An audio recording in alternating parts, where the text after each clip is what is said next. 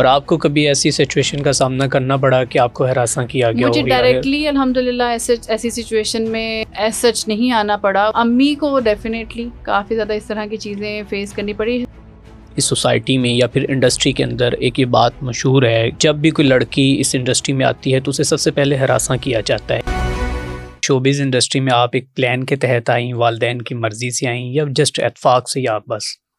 Proper plan तो नहीं था कि लाइक एज अ करियर इसको मैं स्टार्ट करूँगी या कुछ भी Okay. होगा। लेकिन ये था कि समहाउ बचपन से ऑफर्स या लोगों के कमेंट्स ऐसे ज़रूर आते थे कि बच्ची फोटोजेनिक है या इसका कॉन्फिडेंस बहुत है। जैसे स्कूल के आपके प्रोग्राम्स टैबलोज वगैरह होते हैं, बिल्कुल, उसमें बिल्कुल। पार्टिसिपेट करते हैं, तो एक वो कमेंट्स लोगों के ज़रूर आते थे। तो उसकी वजह से एक समहाउ माइंड में कहीं था शायद कि कभी किसी पॉइंट पे आई विल जॉइन शोबिज़, लेकिन कोई प्रॉपर प्लान नहीं था जैसे घर वालों का होता है या मेरा होता है ना कि नहीं यही करना है, इसने बिल्कुल ठीक एक्ट्रेस है। या मॉडल ही बनना है।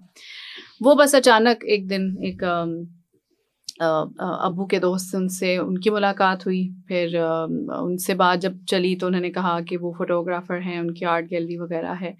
और वहाँ से बस एक लाइट नोट पे बात चली कि अच्छा बच्ची जो है इसको भी बड़े लोग कहते हैं कि इसको शोबिज़ जॉइन करना चाहिए या मॉडलिंग करनी चाहिए, तो इसको भी शौक है। तो उन्होंने कहा कि अच्छा चलें लेट्स स्टार्ट, एक शूट करते हैं वगैरह वगैरह। तो वहाँ से फिर वो एक जर्नी स्टार्ट हो गई अनप्लान्ड।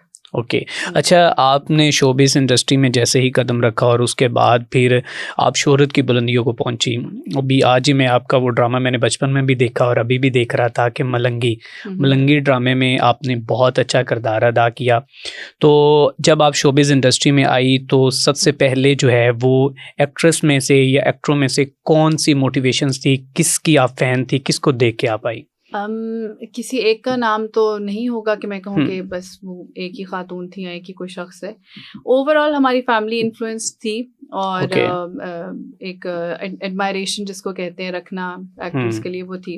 ओके। और फिर उनको मिमिक करना, एक्टर्स को उनको कॉपी करना, उनके जैसे बोल लेना, तो उसको अप्रिशिएट किया जाता था नेचुरली। ओके। तो there were like a lot of them, I wouldn't say कि कोई एक था जिसकी ओके। वजह से मैं आई कि अच्छा इसको देखकर ही मुझे शोबिज़ में जाना। As I said first thing कि पहले तो प्लान ही नहीं था। ठीक है। और जब गए भी तो तब ऐसा नहीं था कि उसकी वजह से या उसकी वजह से या उसके जैसा बनना है तो इसलिए ज्वाइन करना है, बस आई जस्ट जॉइंड इट। ठीक है। अच्छा, आप इंडस्ट्री में आई तो फिर कैसे शोहरत पर पहुंची और फिर जो आपकी अरूज की ज़िंदगी थी वो कैसी थी? स्टार्टिंग में थोड़ा मुश्किल था, डिफ़िकल्ट था, चैलेंजेस थे। स्पेशली जैसे हमें बहुत अच्छे से पता है कि वैसे भी ओवरऑल भी ख़वातीन के लिए तो कोई भी वर्किंग प्लेस हमेशा डिफ़िकल्ट आइडियल होता है। सिचुएशन नहीं मिलती, कहीं ना कहीं कुछ ना कुछ मुश्किल आपको आती है। लेकिन शोबिज़ में स्पेसिफिकली जैसे अभी बहुत सी और एक्ट्रेसेस के भी रिसेंटली भी मुझे याद है कुछ ना कुछ उन्होंने इंटरव्यूज़ दिए थे, थोड़ी सी पर्सनल इंसाइट्स शेयर की थी कि जो चैलेंजेस उनको फेस करने पड़े। तो वो चैलेंजेस थे, लेकिन ये है कि मेरे साथ मेरे पेरेंट्स की बहुत ज़्यादा सपोर्ट थी। वो एक बॉडीगार्ड की तरह मेरी अम्मी, अब्बू, मेरे मामू, चाचू, कोई ना कोई, मेरी खाला, यानी मैं हमेशा किसी की सुपरविजन में होती थी। बेसिकली जो स्टार्टिंग के 4-5 साल जो थे उसमें तो कोई ना कोई मेरे साथ था। ठीक है। तो उसमें जब मैंने स्टार्ट किया कुछ पहले छोटे-छोटे से ऐसे ही प्रोजेक्ट्स किए, कहीं होस्टिंग कर ली, जो भी अपॉर्चुनिटी मिली। फिर देन आई मेट खावर रियाज साहब, मेरा नाम भी सारा चौधरी उन्होंने मुझे दिया था, मेरा नाम वैसे इकरा है। ओके। उनसे मुलाकात हुई, वहाँ से फिर कमर्शियल्स कुछ जो है उन पे उन्होंने मेरी पोर्टफोलियो वगैरह भेजा। तो जो फर्स्ट और सेकंड ईयर था उसमें मैंने कमर्शियल्स बहुत ज़्यादा किए, अराउंड 20 प्लस, लाइक 25-30 इतने कुछ किए होंगे शायद। ओके। या उस वक्त शायद 2024 किए थे और फिर बाद में लेटर ऑन और किया था। ठीक है। तो और मॉडलिंग उस वक्त की कुछ जहन में नहीं था खाका कि करना ठीक है। क्या है, बस ये था कि काम करना है और बिल्कुल ठीक पैसे है। आ रहे हैं, that's all। बिल्कुल, बिल्कुल ऐसे ही। फिर स्लोली वो एक्टिंग का एक माइंडसेट बनना शुरू हो गया कि ओके दिस इज समथिंग जो करना है। ओके।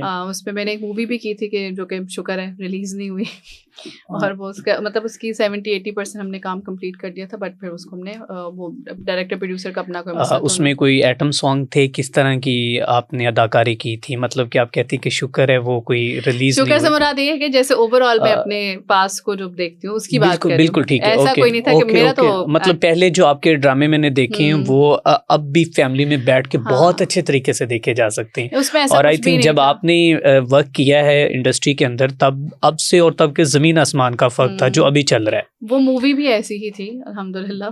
ठीक है। उसमें भी ऐसा कुछ नहीं था, मतलब मेरा कहने का मुराद ये थी कि मुझे लगता है फेम के भी लेवल्स होते हैं ना, तो शायद वो अगर मैंने वो मूवी कर ली होती, वो रिलीज हो जाती और वो अगर अच्छी चल गई होती तो फिर मैंने और भी शायद मूवीज की होती। एंड हमें पता है कि टेलीविजन में और मूवीज में फिर और काफी डिफरेंस बिल्कुल है, ठीक। स्पेशली ड्रेसिंग के लिहाज से। तो बस वो इस लिहाज से मैं उसको कह रही थी कि चले शुक्र है कि वो रिलीज नहीं हुई।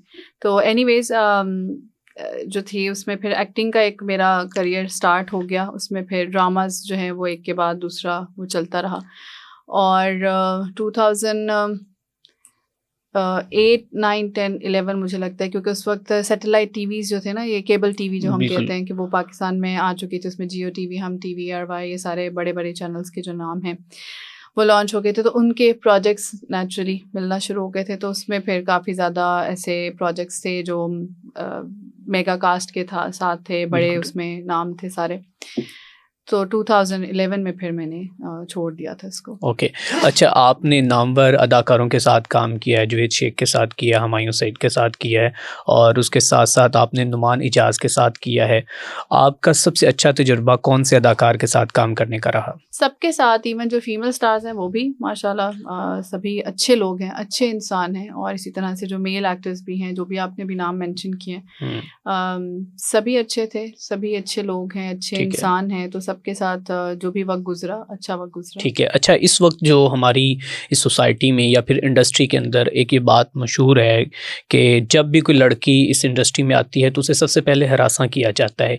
क्या तब भी ऐसा मामला था? इस तरह उन्हें कोई इस तरह की सिचुएशन से गुजर के चलना पड़ता था या तब ऐसा नहीं था? अब मुझे लगता है ये तो शुरू से ही है, जब से भी, ओके। क्योंकि एज आई सेड कि नॉट नेसेसरी कि सिर्फ शोबिस में हर जगह होता है, लेकिन खैर शोबिस को स्पेसिफिकली लोग ज़्यादा एक ऐसी अपॉर्चुनिटी समझ लेते हैं, क्योंकि एक अंडरस्टैंडिंग हमेशा से सोसाइटी ने ऐसी बना दी हुई है कि शोबिस की बिल्कुल। तरफ अगर कोई भी आ रहा है, ख़ास बिल्कुल। तौर पे ख़ातून, इवन मर्दों को भी नहीं अच्छा समझा जाता, लेकिन ख़ातून का मुझे लगता है कि वो ऐसा परसेप्शन बना लेते हैं या ऐसे एज्यूम कर लेते हैं कि अगर कोई ख़ातून जो है वो ये डिसाइड कर रही है कि उसे शोबिस में आना है, तो प्रॉबेबली हम हमारे लिए ये क्या कहेंगे, हमारा हक है उसको जो है, जैसे आपने कहा कि हरास करना है, कुछ भी करना है, बिल्कुल। It's justified basically.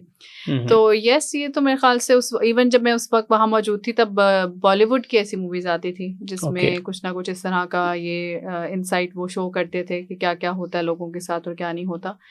तो उस वक्त भी that was part of it. और मेरे ख्याल से अभी भी है। जैसे मैंने अभी कहा कि कुछ अभी रिसेंटली भी मैंने इंटरव्यूज़ देखे थे, जो फेसबुक पर इंटरव्यूज़ थे या स्टेटमेंट्स थी लोगों की जो आई थी। तो आई गेस अभी भी वैसा है और तब भी ऐसे ही और था। आपको कभी ऐसी सिचुएशन का सामना करना पड़ा कि आपको हरासा किया गया मुझे हो या डायरेक्टली अल्हम्दुलिल्लाह ऐसी सिचुएशन में एज सच नहीं आना पड़ा। उसकी रीज़न जैसे मैंने कहा ना कि मेरे पेरेंट्स जो है ना बिल्कुल, साथ बिल्कुल, होते थे, बिल्कुल। तो अम्मी को डेफिनेटली काफ़ी ज़्यादा इस तरह की चीज़ें फेस करनी पड़ी। स्पेशली मुझे लगता है कि स्टार्टिंग में अगर आपको पता ना हो ना एग्जैक्टली के, जैसे मैंने कहा कि जब ख़ाबर यार साहब से हम मिले या उनके पास चले गए, और उसके बाद एक जो बैलेंस तरीके से या सही तरीके से उन्होंने प्रोफेशनली काम बिल्कुल। करना शुरू किया, तो फिर इस तरह के कोई हमारे एक्सपीरियंसेस नहीं थे। ठीक है। लेकिन वहाँ तक जब बीच में किसी ना किसी ऐसे राइट लेफ्ट इंसान से पाला पड़ जाता था, तो वहाँ पर ऐसे चांसेस होते थे, तो वो अम्मी बेचारी जो है वो अकेले ही डील करती थी। लेकिन मुझे मेरे ख्याल से एज सच कोई नहीं फेस करना पड़ा।